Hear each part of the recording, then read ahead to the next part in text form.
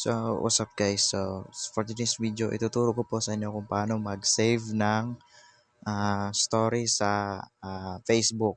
So, huwag na natin patagalin. Tara, let's go. Wala lang intro-intro to.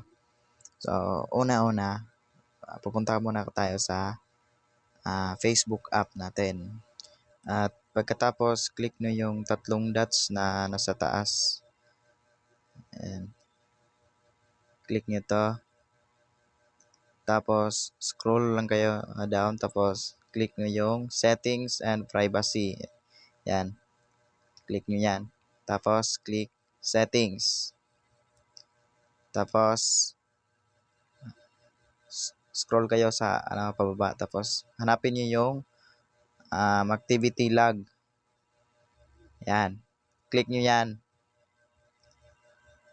Tapos, meron dyang archive. Click nyo yan, archive. At, tapos, yung story archive. Click nyo yan. Yan. Click nyo yan.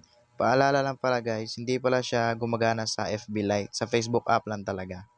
So, ayun. Hanapin natin yung gusto nyong i-save. So, kunwari ito. Wait lang.